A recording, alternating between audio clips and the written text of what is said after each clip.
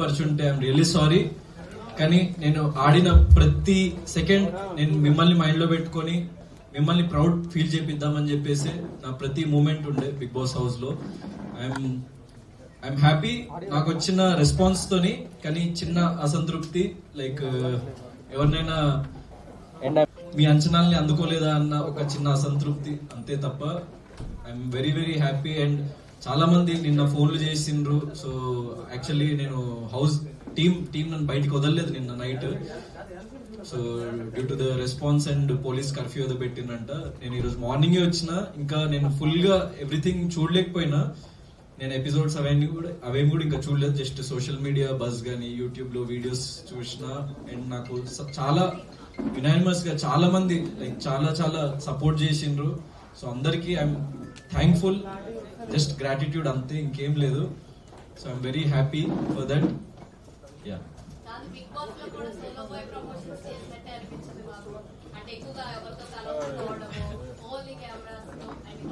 So yeah actually నేను అందరికి మళ్ళీ పర్సనల్ గా 1-to-1 ఇంటర్వ్యూస్ ఇస్తా. నేను యాక్చువల్లీ ఎపిసోడ్స్ కూడా మొత్తం చూడలేదు, ఎందుకంటే అక్కడ ఎంత జరిగినా కూడా ఒక 1 hour ఎపిసోడ్ లోనే వస్తుంది కాబట్టి మీరు ఎంత చూసిండ్రు, ఏమేమి జరిగింది అని మీకు అనిపిస్తుంది అన్నది నాకు ఇంకా ఫుల్ గా తెలియదు.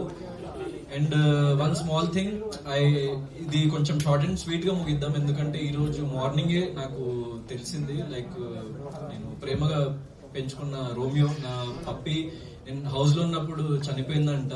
సో ఆ విషయం నాకు మొన్న ఫినాలే అప్పుడు కూడా లైక్ నిన్న చెప్పలేదు మా పేరెంట్స్, ఎందుకంటే నేను ఇక్కడ లో అయిపోతాను అని చెప్పేసి. నేను ఈరోజు ఇంటికి వచ్చి మధ్యాహ్నం ఇంటికి వచ్చిన తర్వాతనే నాకు తెలిసింది. నేను కానీ మీరందరూ వెయిట్ చేస్తున్నారు, మిమ్మల్ని వెయిట్ చేయనివద్దు, సో మిమ్మల్ని కలవాలి అని చెప్పేసి నేను రావడం జరిగింది, ఎంత లో ఉన్నా కూడా. సో నేను ఎపిసోడ్స్ అన్ని చూసి నేను మళ్ళీ ప్రతి ఒక్కరికి 1-to-1 ప్రతి ఒక్క క్వశ్చన్ కి ఆన్సర్ చేస్తా. కానీ సోలో అని అన్నారు కాబట్టి, అంటే like what ever I feel, అంటే వాట్ ఎవర్ నేను దేనికైతే స్టాండ్ తీసుకోవాలనుకున్నానో అది అర్థం చేసుకునే వాళ్ళు అర్థం చేసుకుంటారు, అర్థం చేసుకునే వాళ్ళు చేసుకోరు. ఆ విషయం నాకు తెలుసు. అందుకే నేను ఏదైతే సిద్ధాంతాన్ని నమ్మినో దానికోసం బలంగా నిలబడ్డా, అంతే. సో ఒపీనియన్ ఏం లేదు. నాకు వచ్చిన రెస్పాన్స్ పట్ల, నేను విన్నర్ అని నమ్మిన ప్రతి ఒక్క ప్రేక్షకుల పట్ల నాకు గ్రాటిట్యూడ్ ఉంది తప్ప, నేను లైఫ్ లో ఎప్పుడైనా నేను పక్కవారు విజయం సాధించినా నేను చింతించను.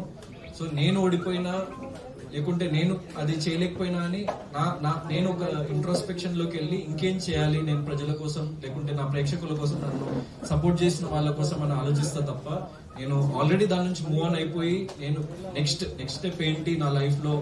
సో ఒక ఫిల్మ్ తోని రెడీ అయిన, లైక్ సోలో బాయ్ అనే ఫిల్మ్ తోని లైక్ మీ ముందుకు రాబోతున్న తొందరలో.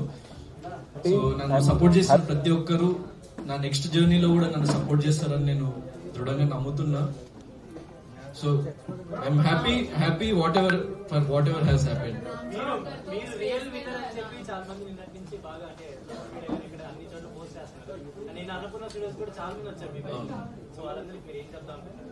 సో నేను విన్నర్ అని నమ్మిన ప్రతి ఒక్కరికి పాదాభివందనాలు. ఎందుకంటే ఇంత లవ్, ఇంత ప్రేమ నేను లైఫ్ లో ఎప్పుడు చూడనంత ప్రేమ మీరు నాకు ఇచ్చిండ్రు, నన్ను ఇంతటి వాడిని చేసిండ్రు, అండ్ నన్ను ఇంత దూరం తీసుకొచ్చిండ్రు మీరు. So I'm very very grateful to everyone. అంటే అది నేను విన్నర్ అని నమ్మిన ప్రతి ఒక్కరికి నేను grateful. So what ever has happened. So life లో నేను యాక్సెప్ట్ చేస్తా ఏం జరిగినా కూడా. నేను నన్ను నమ్మిన వాళ్ళ కోసం, నాకు ఓట్ చేసిన వాళ్ళ కోసం, నా ప్రేక్షకుల కోసం నేను నిరంతరం ఇంకా నన్ను నేను రీడిస్కవర్ చేసుకొని, రీఇన్వెంట్ చేసుకొని, నేను మిమ్మల్ని నిరంతరం ఎలా అలరించాలి అన్న దాని మీద కృషి చేస్తూ ప్రతి ఒక్క మూమెంట్ ని నా లైఫ్ లో నేను ఇంకా ముందుకు వెళ్తూ ఉంటా. So yeah,